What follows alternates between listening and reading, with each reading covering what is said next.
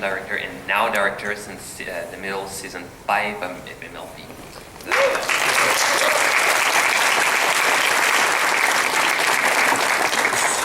So how are you today? I'm tired, but I'm really good. I'm super excited to be here, so thanks for coming out so early in the morning. Yeah, I'm really tired. I'm okay. You got more sleep than us. So I heard a lot of people say that they were wondering if the panel would give them the spark to start in animation, and I want to start with a question. What gave you the spark to go into animation instead of going somewhere else? Sailor Moon. That That episode with the the pencils that were cursed, and like there were the two girls and there were animators. I don't know if you guys remember that episode, but and they're like, oh, well, Sailor V's leg is 1 millimeter too long. I'm like, you have to think about that? Legs being too long and getting revisions for that kind of thing, and it's a job. You could. Well, the revisions are what got you into the business. Actually, I didn't think it was a job possibility, so just growing up with all those cartoons and yeah, so that was it for me.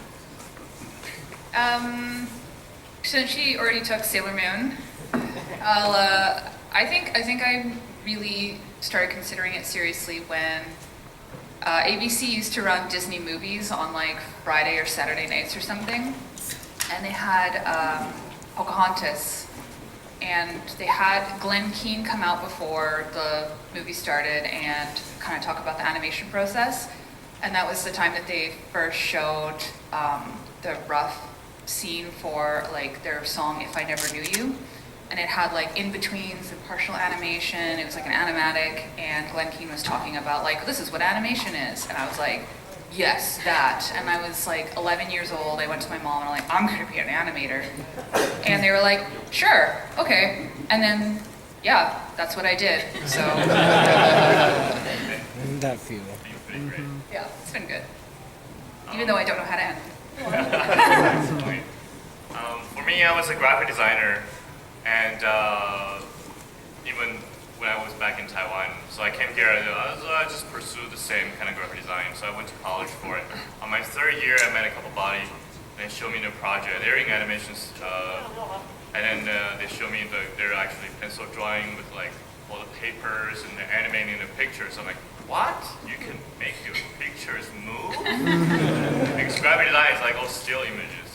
And so that got me into like, forget about graphic design. No, I didn't never forget about it. I still like graphic design because that gave me a good foundation of a lot of things in animation as well. Like colors, perspectives, and anatomy and everything. Anyway, so that's how I got into animations. That's pretty much it. So now that we're on the topic of animation school, how did you get into an animation school? Usually, in my case, I had to make a portfolio, and what was in yours? In high school, my teacher did like an intro to animation class, which was really cool. In high school, that was awesome. So I had like a bouncing ball and a little walk cycle, and it was on VHS. And and so I gave that to the school, and I had some sketches, but yeah, I just applied, and that was what was in mine, I guess. Well, in my high school teacher, Mrs. Lindbergh, said that I would never make it as an artist. Don't even try to go to art school. They don't want people who draw cartoons. And I told my mom that, and she was like, F that, and we're gonna take you to this like little independent art school after class, like extracurricular called Arts Umbrella in Granville Island in Vancouver, which is like right by Emily Carr, the major like art university in Vancouver. And they were the ones who helped me build my portfolio. So I took like sculpture classes, I took life drawing, painting, like it really helped me get out of my box of just drawing those cartoons. And they even helped me like physically build the portfolio that I took to the Emily Carr portfolio review. And I got the early admission into the university from that. And I remember going back to my high school and cutting through the art room to get to the like science room or something, and Mrs. Lindbergh was like, "Oh, so what school are you going to go to?" And it's like, Emily Carr.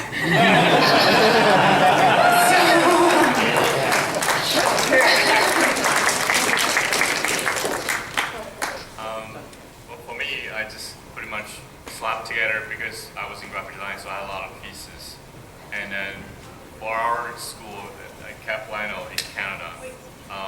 We have actually, once you pass the portfolio stage, you actually have to do like a live type test. So all the candidates will go into the room and then you'll live sketch something and they'll grade you.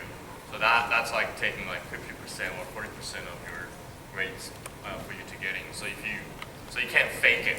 That's kind of the thing, right? People can fake portfolios, but you can fake That's something. what I did. And then that's pretty much the process. No, I didn't fake it. I didn't go to CAP, so I went to Van Arts, so it was different. You just Yeah. apply, and they're like, okay, cool, you can. Money. Money. There's a money. Yeah, there you go. Yeah. Teach me things. Wait, that's exactly what happened to me. I went to a 3D animation school. They wanted me to make a portfolio, put some pony drawings. I think the only reason why I got in was because instead of making space marines like other people, I went with ponies. They probably thought I was original, but no.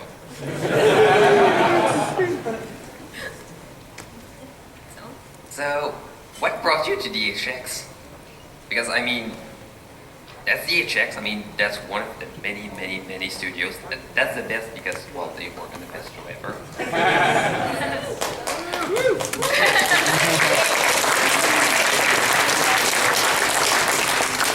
But we still have to think, okay, at that point, there's no ponies in DHX.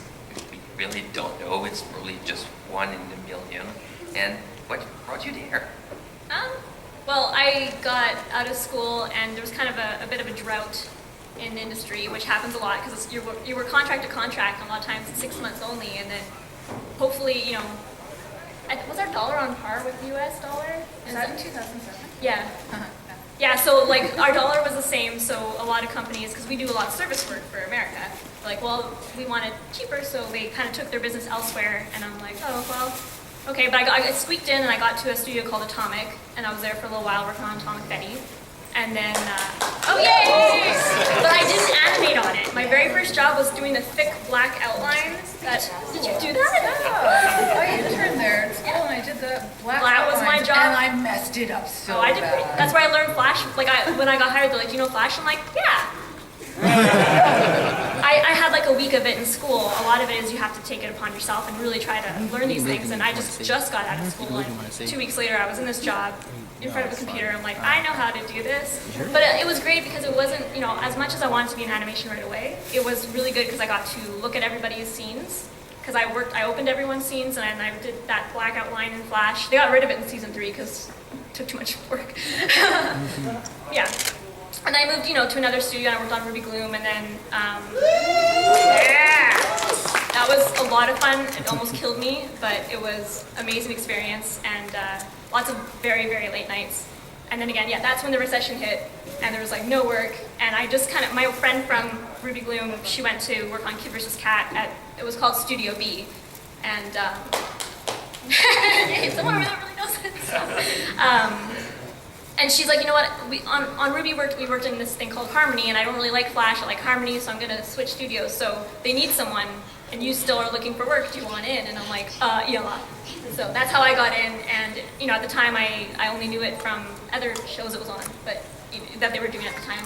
And Kid vs. Cat. And then I heard whispers of, we might do My Little Pony, and I was like, I have to be on this show. Yeah. So the same sort of thing happened to me when I got out of school.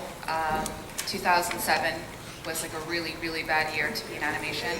I didn't go to school to do design. I did like a little bit of illustration, and then I concentrated on motion graphics, which is kind of like what you see in the beginning of a movie with like the title screens and stuff. Like think Catch Me If You Can. Like I wanted to do that. I wanted to animate words. I always wonder how they do that. Yeah, Okay, well, cool. that was my thing. So I graduated. I interviewed at like my dream company, and I got a job doing like ads and motion graphics, and I was really, really excited. And the day that I was supposed to start, they called me and they were like, "We lost the project. Don't come in." And I was like, "Well, great, okay." And I had to find another job, and I wound up working at a casino company. And I was like, well, this isn't what I want to do with my life. This sucks. And I applied to go back to school to do a master's in library sciences. And while I just submitted my application. I got all my like teachers to get me a reference and everything. And then I got a call from Disney saying that they saw my portfolio online and would I be interested in doing an art test. I was like, well, I don't know. I'm going to be going back to school for library science. Disney. I know, right? And but this is literally what I thought. I was like, okay, I'll go work for Disney for a year, and that will help me pay for my master's. I don't have a master's degree as we speak. I'm not in library sciences. Don't applaud that. But I stuck with Disney for a while. I worked on Club Penguin for a little bit, which some of like the younger people might know. And then I wound up transferring to a different department doing research and development artwork for avatars for a game that still has not been released, like 6 years later. And when that project got moved to LA, they gave me the option, I can move to LA or go away from Disney. And I just really didn't want to move to LA. So I went back to Vancouver. I had a friend who was working storyboards at DHX. And he was like, oh, why don't you like talk to the recruiter here? I'll give her your portfolio and, you know, it might work out. And that's when I started MLP Season 3.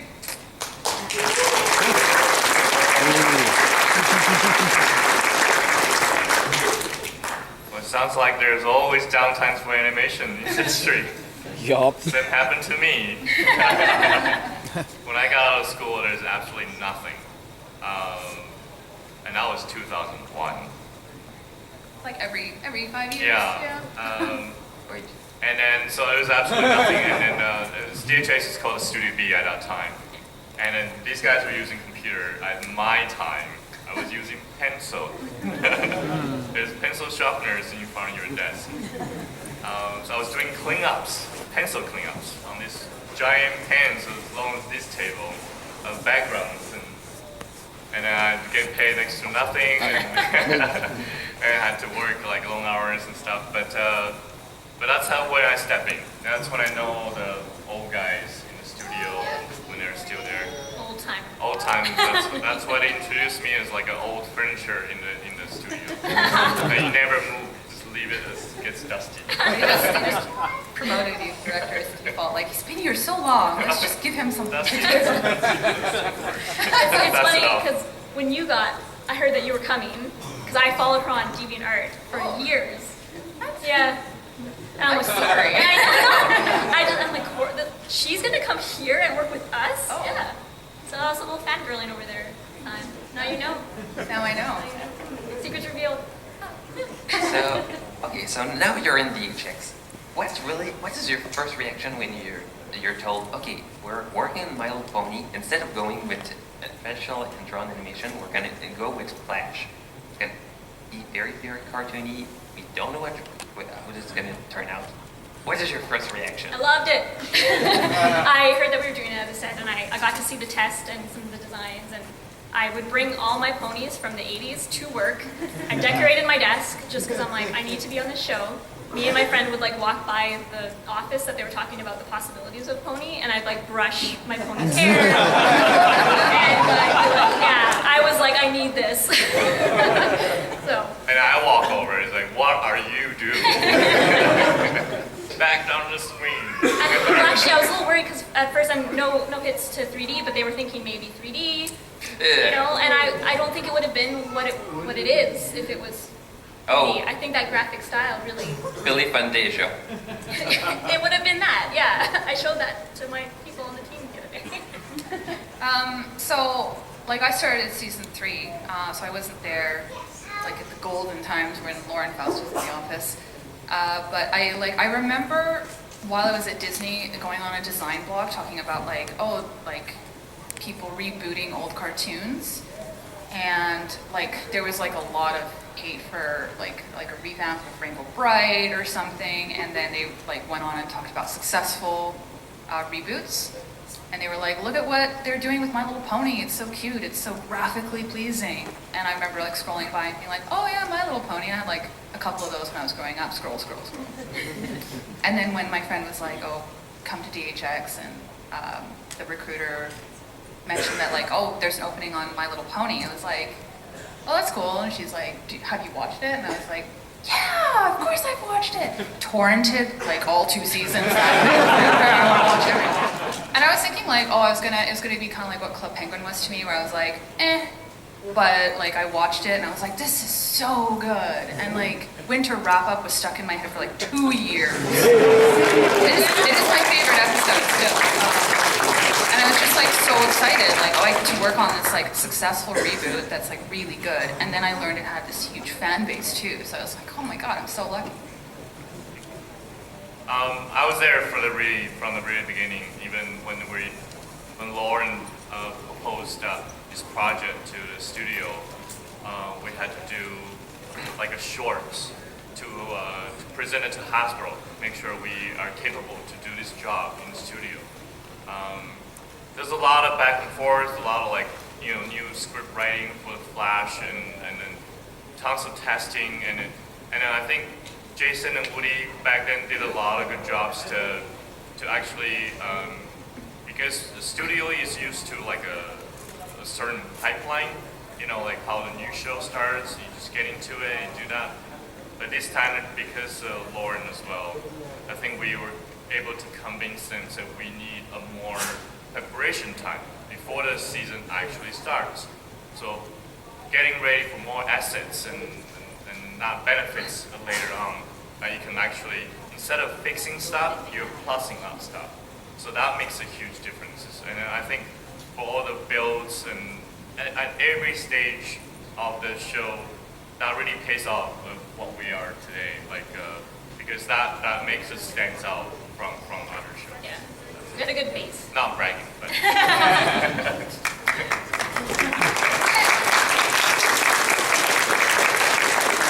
Now, here's a question that we're all wondering. Bronies, first reaction. I've been going to anime cons and comic cons of all sorts since like 2000, so I'm like really big in fandoms in general. And so, yeah, and like I like ponies. I got to be on a show about ponies, and the fact that other people were gonna watch the show I worked on, and that we all worked so hard on. Like I feel like, because Denny was my supervisor on season 1 when I was animating, and I feel like you made me cry probably like 3 times at least. And like, it's worth it, because this is gonna look so good and it's gonna make someone so happy. And then when it wasn't just a small chunk of people that it made happy, when it was like such a broad audience of people that it made happy, it was like, it was awesome. We're on Equestria Daily all the time, and we it's cool because it's like we get to see. Very rarely do you get to see people react to your work so instantly. It's like instant. You go on streams and you're like, oh, someone caught that. I put that in there. And oh, they really like this face. Oh, maybe that joke didn't work. Like it's instant and it's awesome. So. Okay, real talk. Oh no. When I started on My Little Pony, I didn't know about Bronies. That like kind of happened while I was on my first season. And I remember somebody being like, hey, do you know that like the show you're working on has this like fandom called Bronies? And I was like, Bronies? And they're like, yeah, it's like bro ponies. And I imagine like all these dudes with pop collars, like, yeah, ponies. And I was like, oh, what, bro ponies? And honestly, like, it was like really negative what people were saying, like, oh, it was like adult males who watch the show. And I was like, I don't know, I'm like an adult and I watch cartoons, and this is what I do for a living, so is it really that weird that people watch cartoons as adults? They're like, no, it's really weird, Corey, you don't understand. And then like I went to BronyCon in Vancouver, which is like the BronyCon of Canada, and I met so many fans who were just like seriously jazzed about what we do. And I don't know, like maybe actors are like used to it and they don't like celebrities or whatever, but like we're just like ordinary people who work on a cartoon, and for you guys to come to us and be like, we're so excited to meet you, we want your autograph, and like we really care, it's phenomenal, it's amazing. And then you go to like, yesterday I went to the LGBT panel and people were talking about like the positive effect that the show has had on them, like, none of us really intended that, so the fact that you guys love it that much, that it's had such a positive effect on you, like, I don't have anything negative to say. I'm overwhelmed with the Brony community, with how caring you guys are for each other, how accepting, and like those people who are like, no, it's really weird, like, screw you, no, it's not. It's really, really nice, so. Yeah. Thank you.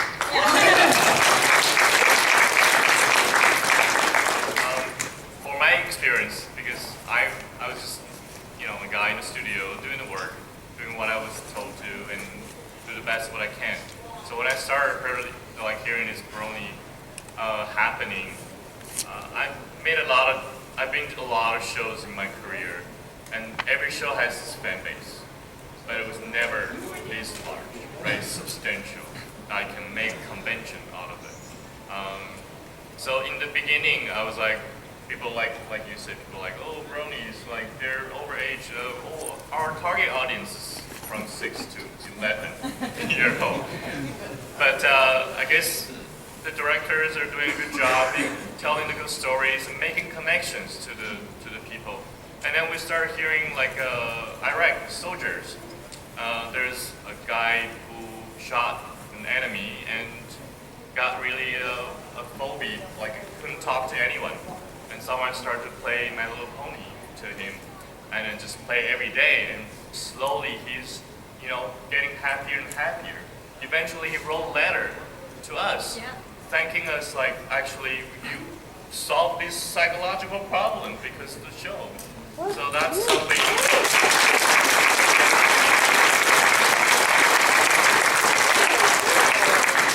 So that get me going, but I never, you guys know, I never think about, I'm gonna get on Twitter, We had to force him on Twitter. I'm not like social media, I'm a little old school, I'm old, right? So it's hard. I'm not as fast typing like you guys can do. So I'm lazy too. But now I'm seeing this. This is my first con, and I'm really enjoying this. And I went around the floor looking at the craftsmanship. It's absolutely mind-blowing. It's amazing. Awesome. Yeah, keep doing what you're doing, and then hopefully you guys enjoy what we're making. Like that's kind of how things that we watch when we were growing, like Sailor Moon inspired us, so we're hoping that Pony inspires you, and it has inspired you guys. I mean, like Artist Alley, Dealer's Room, and the art show, like obviously it's such a positive force. Well, I was supposed to study in engineering until I found the show, and then I said, screw that, I'm going in animation. I think my father won't forgive me, but I'm here right now. I took 2 planes to get here, That's awesome. so it was worth it. Yeah.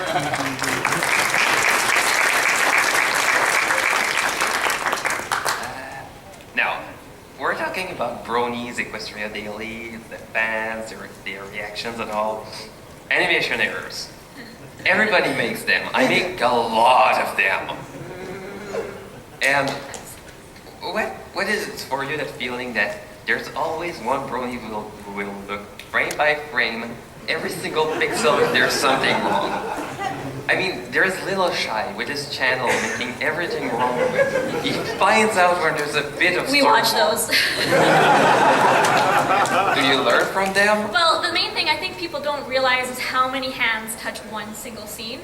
Like from the storyboards to the person who edits the animatic, and then the people who do the edits. There's so many moving parts, and I do layout supervising, so people take the animatic, they take the build, which is the puppet, the pony puppet, put it in with the audio, pose it all out, and then we send it overseas to get animated. But also, they touch it, I touch it because I do revisions. Sometimes Denny will dig in a scene and touch it. I make sure I'll wash my hands first. touch. And then sometimes, so we'll go there and then we'll come back and there'll be revisions, and then the animation director might go into it. So one scene could be handled by like 10 people. Really, or like at least 10 times, maybe like 5 people, but it's insane. Or more, including revisions. Yeah, like if there's a lot of revisions, so someone's like, oh, well, the revision is to truck out a bit, so we'll just truck it out, and that's okay, just so we see the character more. Well, episode 2 was my first episode. There was a scene, someone posed it for me, and I did the in-betweens. And so I just animated what was there, and Celestia was missing her leg when Luna and Celestia were hugging. And you probably have seen this, but it's in that animation, Errors Are Forever or whatever. And so I guess the revision, so Will, I think the person who posed it deleted the leg, and he's like, well, it's a close-up, it's fine, we don't need to see it. So I'm not going to pose the leg because we don't need to see it. And then Ishii or Denny or someone, and so I animated that because I'm like, well, I don't have time because we're on a very tight schedule. I only have so many weeks to do this, or else I don't get paid.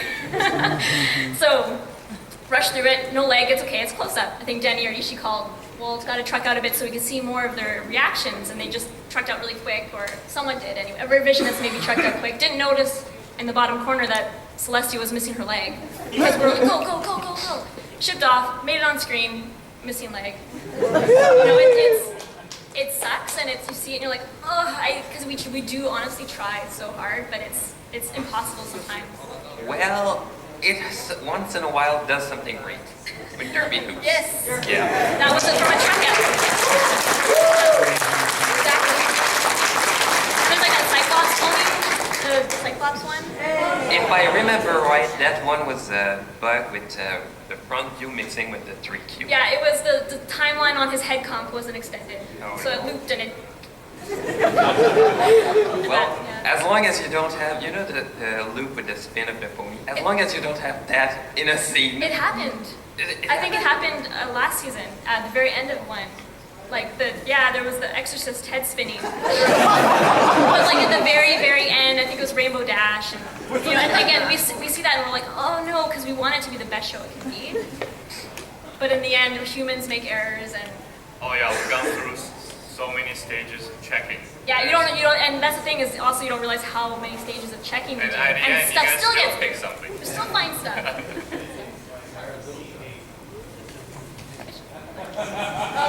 some of that I got a lot of stuff that I messed up in the animations. Still love you.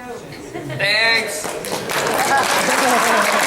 it's hard work. Like it is hard to, some designs are tricky to work with. So you try to work with what you have. I already told them how I got an earful in my panel yesterday. I got an earful about all the soldier ponies from from the finale. Actually I think that was I didn't have to work on that one. That was Tim's team. Tim Barton's team. The soldier ponies for part 1 of the season 5 finale. Yeah. It was a really cool episode, but you guys do not understand how late nights, because time doesn't change even though we have a harder episode. We still have the 3 weeks to get it out the door. So we're talking about character design, very complex character designs. Equestria girls. How complex was it? I mean, for my end, I don't have to animate them. I don't have to do anything, so I can just draw whatever and then.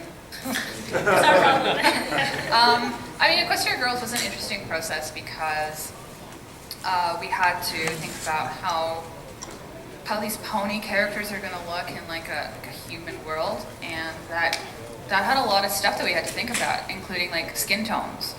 And I know that there is a lot of discussion about skin tones in the fandom when you create your humanized pony characters.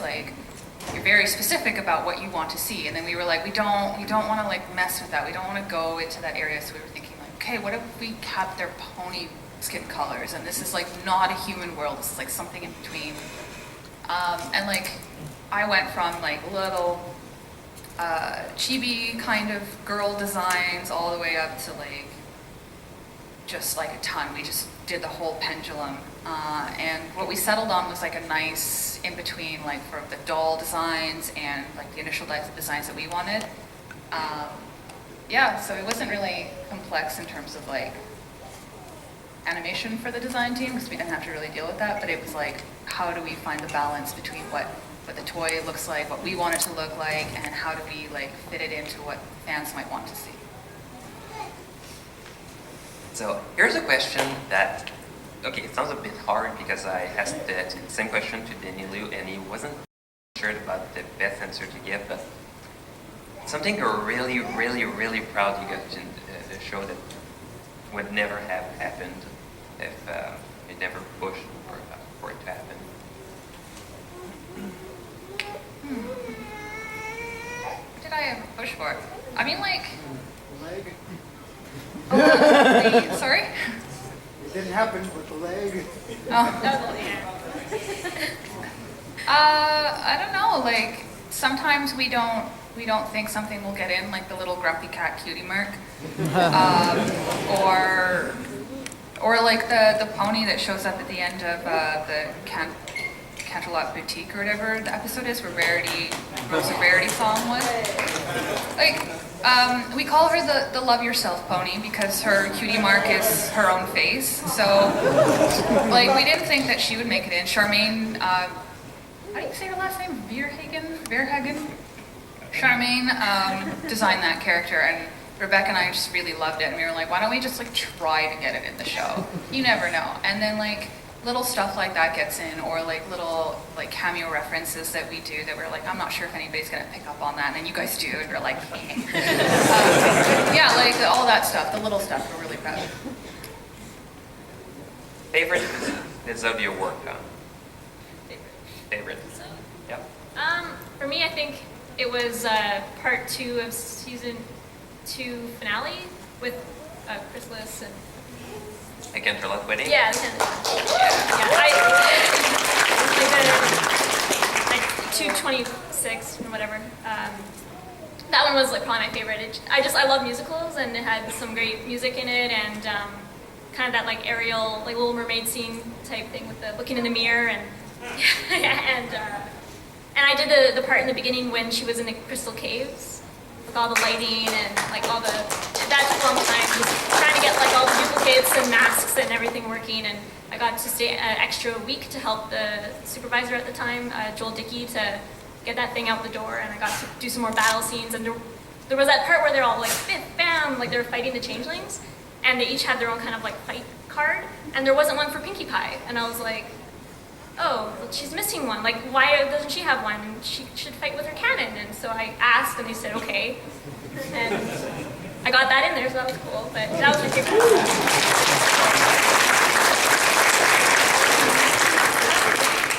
I don't know, I have like a lot of favorite episodes that I worked on. I love working on that Canterlot Boutique one because I got to draw all those dresses. I had to put them in the scenes. I'm so sorry, but I'm not sorry at all.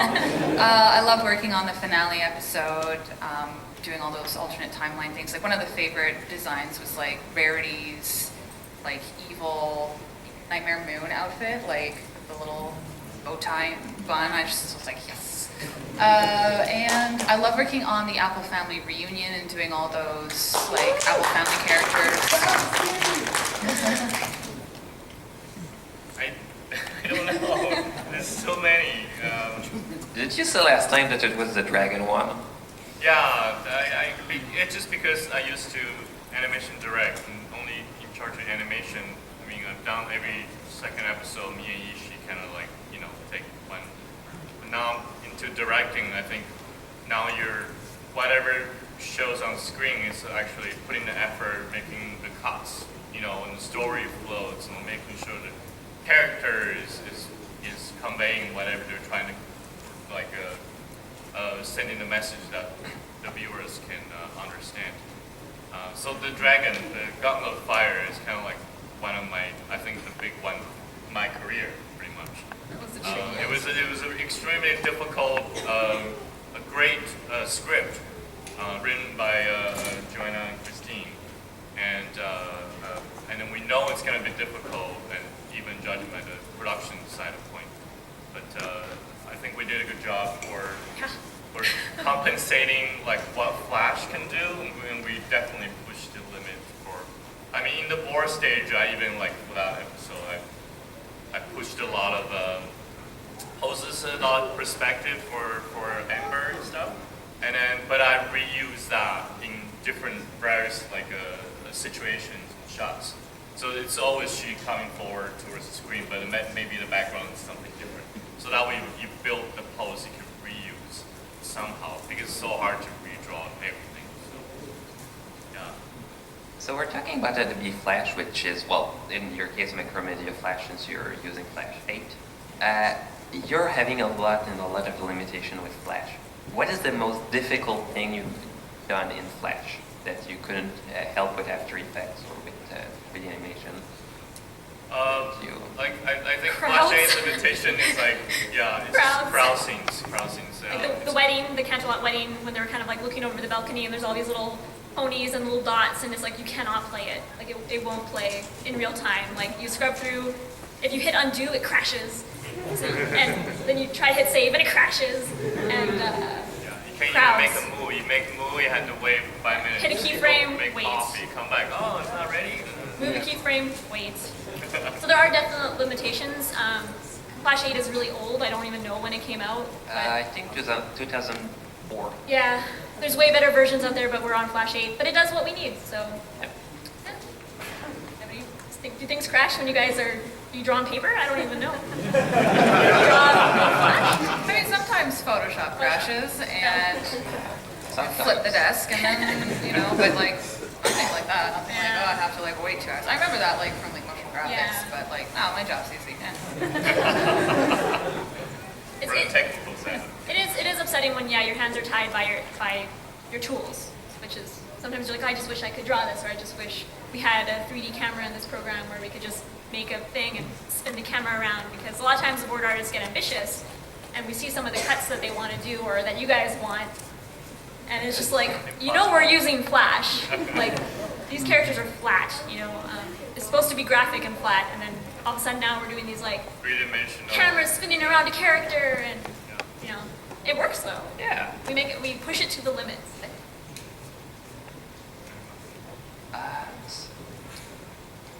Actually, I was thinking of starting with questions for the audience. Do you have any question you're really proud of? We have the microphone. Thank you. There's a cosplayer. Yeah, that's a cosplay. I know. so excited. Oh, yeah. I love seeing the cosplay. If I could have everybody just line up in a single file line in the center line here, and then we'll go ahead and get this started. Yeah. Switch costume. Thank you.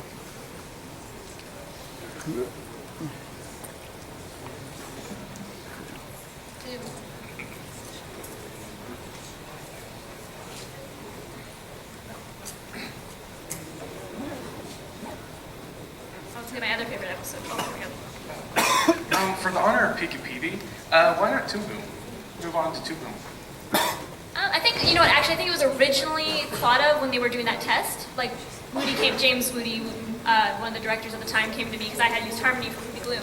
And was like, oh, can Toon Boom do this? And I'm like, no, there's other tools, but it can't do that. And he's like, well, then we'll stick with, you know, it's an envelope tool. But at the time, Toon Boom didn't have that tool available, so we kind of were like, eh. You know, and now we have so many assets, so I think it'd be really hard for us to switch over. Yeah.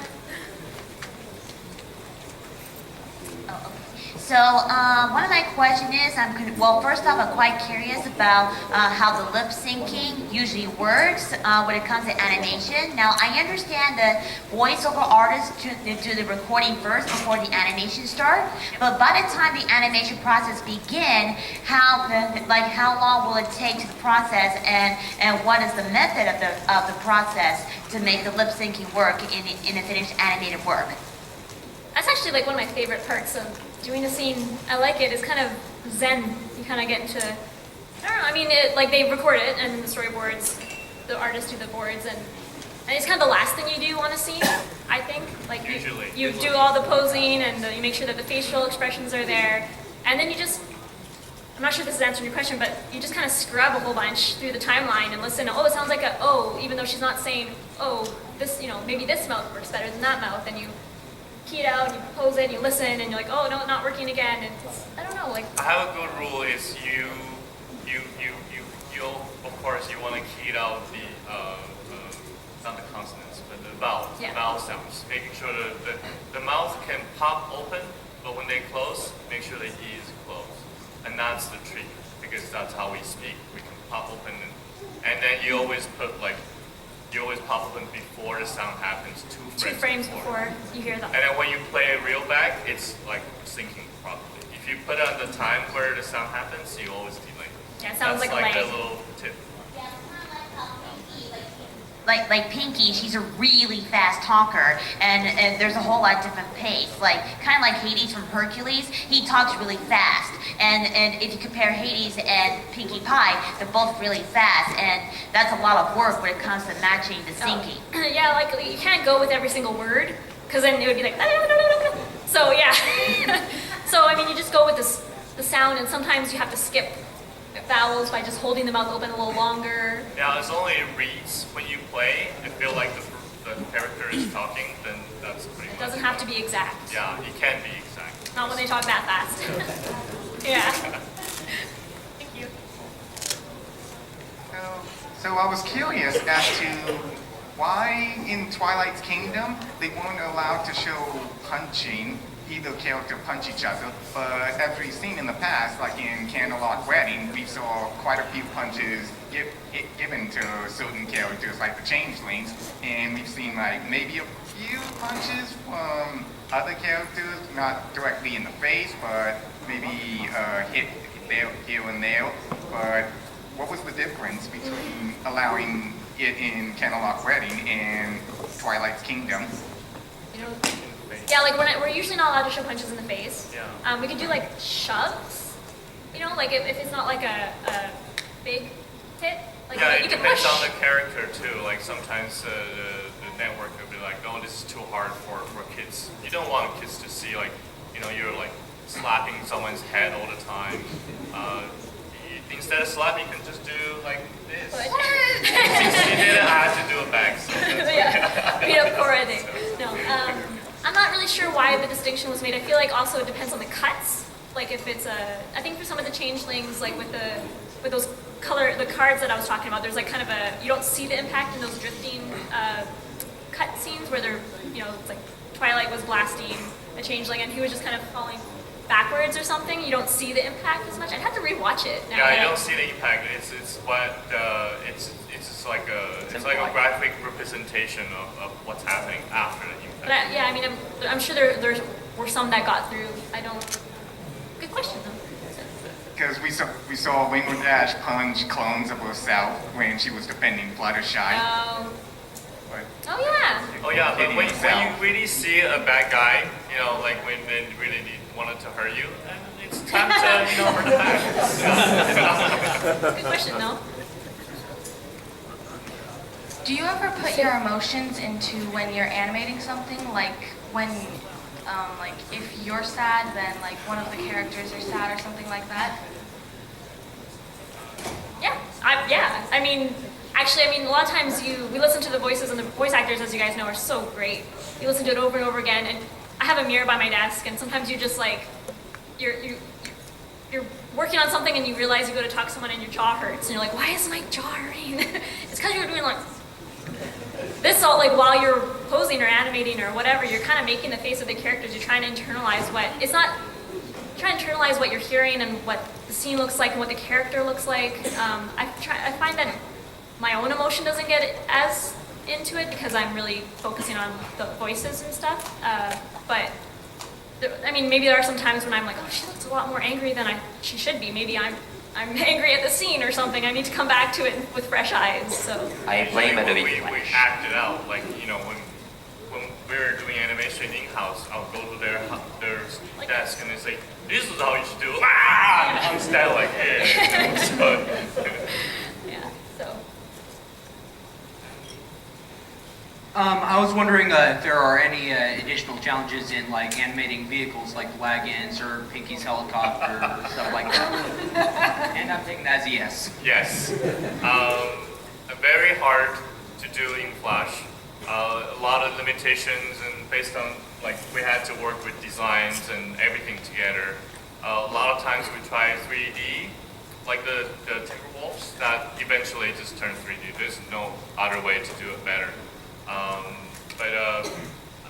The train. I had to say the train. In yeah. season 5, we did train in 3D. Did it in 3D. And I don't do as well. 3D, and they're like, Yeah. and you have the train in your scene. I'm like, Yeah, I had to say if we have the time and the energy and then also like working on with designs, I had to say like 2D is possible. You know how Disney used to do it.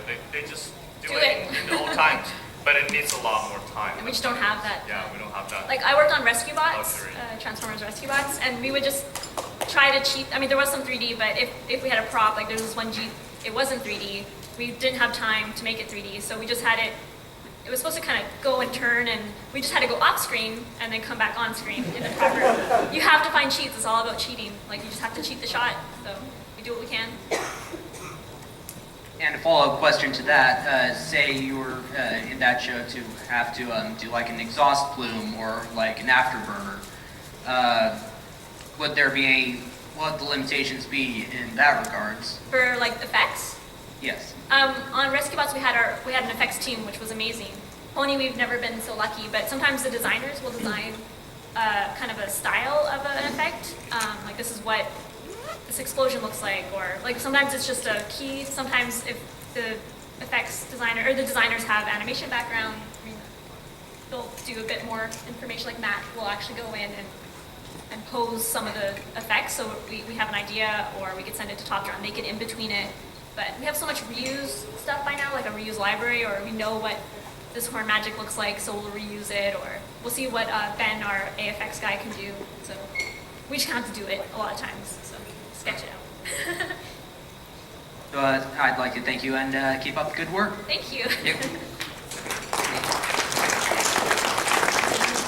Hi, I'm actually a recent graduate and I'm looking for work, and I was wondering like what advice you would give for anime we're looking for work, and I actually do have like a lot of pony stuff because I animate for like I Love Impossible a lot, so I was wondering if like having like too much pony stuff might hurt my portfolio because it might look like I don't have a lot of variety. More variety is better, I think. I think what we look for when, or at least what I look for when I'm reviewing portfolios is, I mean, it's okay to see like fan content, like, oh, I want to draw this character in my style, or I did a short animation using like those characters from that show, but we really want to see what your ideas are, not really like what your fandom is. So a variety of styles, a variety of like, if you're going for design, like you want to have backgrounds and a little bit of character, a little bit of life drawing, and you want to have a variety of styles. And we don't just want to see fan art. We all do fan art, but when we show our portfolios, we show our own stuff. All right, thank you. Hello.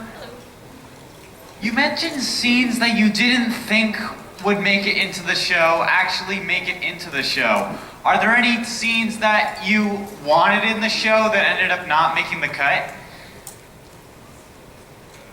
I have no control over that because I don't do boards or directing. So There are always a lot of jokes that we want to put in the show, but a lot of times for the time constraint, some of the really good jokes we want to keep in, and they end up for the story's sake. Sometimes like a chasing sequence or a serious a part of the story that a joke just doesn't play, so that joke gets cut out, stuff like that. and it's usually a script, right? When it gets cut, like usually. In the animatic. Sometimes in animatic, yeah, because if it went all the way to animation, that would just be so much work to cut it. So. Still, even animation, sometimes Yeah. we had to cut out some nice jokes or even nice animation. Like, sorry, great work, but No time. no time for story's sake, because story priority number one, right? And then that's it. You. Hi. I was just wondering, what would you recommend for like someone who's trying to start off in the animating field and wants to like do something like you guys do?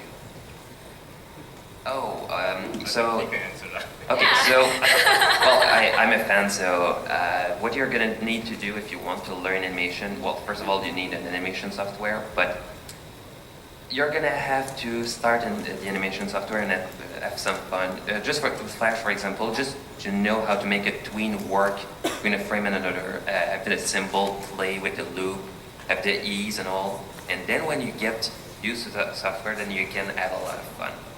Learn a lot of anatomy with, well, for example, just Bronies. You can draw one very fast with 3 circles, not that hard. But just to get figured out, then learn a bit more perspectives, how to make backgrounds work with focal points and all, and just to start to construct your what comes from your ideas and mind to your screen to make it flow and improve. Getting to use, well, to learn storyboarding to make your ideas and your script turn to pictures, and then take these pictures and make them animate. Well, some tricks that you learn with editing. I'm not really the best in editing, so I'm not the best to suggest. But you can learn a bit from movie makers, how they do their cuts. More about editing and the writing there, but so you get a bit used to how to use your software. Then with Flash, you can learn After Effects to do some shading if you want, for example. If you want, for example, a good real light behind your character because there's a strong light source, so you can use After Effects to take the SWF file from Flash there to make your effects. Then you learn, you experiment, you try new stuff. Then some stuff fails, but you don't take it as a failure. You take it as an experiment. And I think learning. Sorry to cut you off. I think learning animation is one thing, but because we have a design for you to move things around, but to actually learn how to animate, I think anatomy or life drawings is very important. Like we've done so much until we can get to this stage, because animation is all about really nice posing. Observation. Clean posing, silhouettes, and that all comes from a really solid background of the life drawing. So. But one thing I really recommend, don't just rely on tutorials for everything that you find. For example, if you need a walk cycle, don't just Google a walk cycle. Learn by yourself how to learn how to do something. So after a while, you get used. You see yourself. something in real life, for example, a walk cycle, you're just look at it and you're impressed.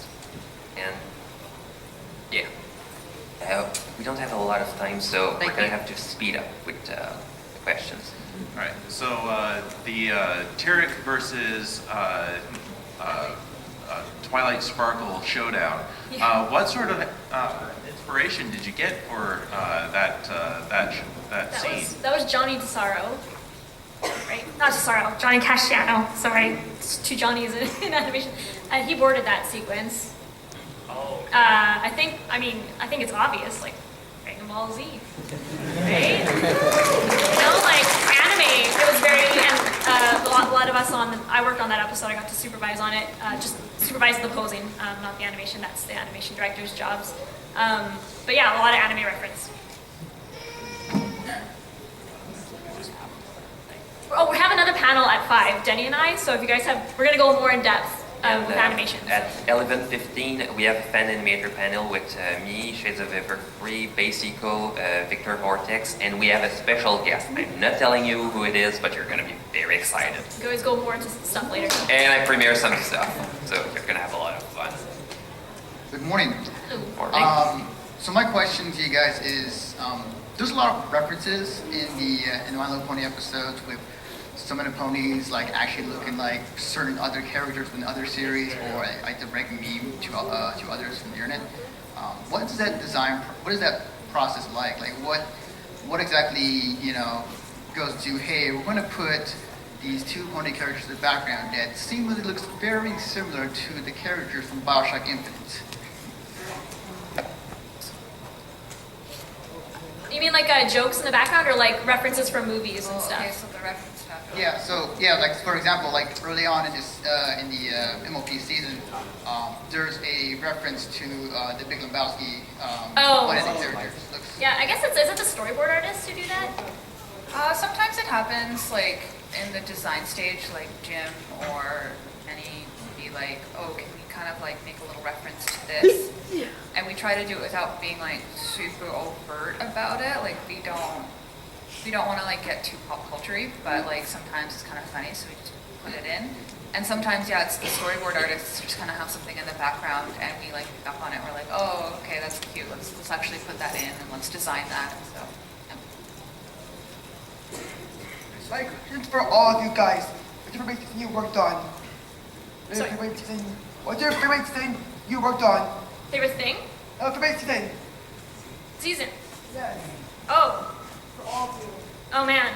I worked on all of them, so it's hard to all of them. I don't know the answer. I think sure not like Ponyville, like what? That never used to be a thing. Season 1 it was just these are incidentals and they're just incidentals, so copy them, tint them, duplicate them, whatever. And then all of a sudden we're like, oh, we need them to actually be characters. So they created more and more for us, and designs got better and better because we needed them to. Everything started to get better and better, as I'm sure you guys noticed, design-wise and script and all that stuff.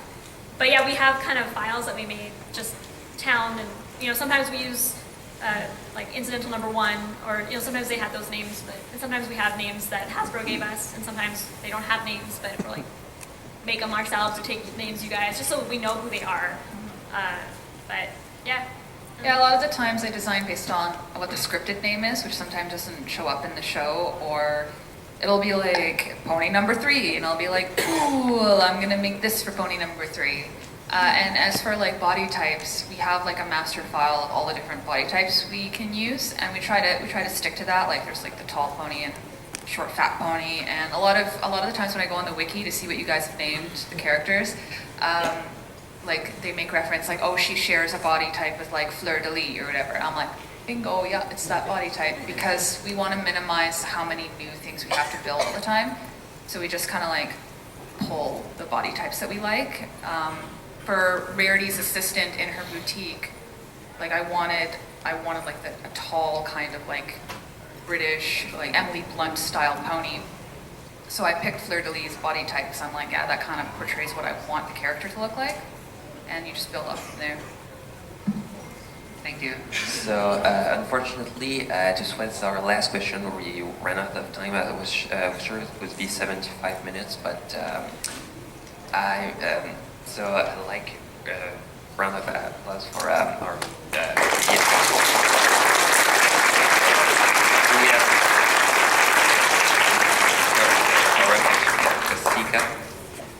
Steph Mahoney and Daniel Liu. Thank you so much for being there. Thank you for having us. When you guys were designing Sunset Shimmer, did you guys just look at like a piece of bacon and just look at that? Yeah, let's make that a hairstyle. I'm always looking at bacon, all day, every day, even right now when I look at you, just bacon. No, it was actually like fire, right? It was like a kind of like fiery hairstyle. And bacon.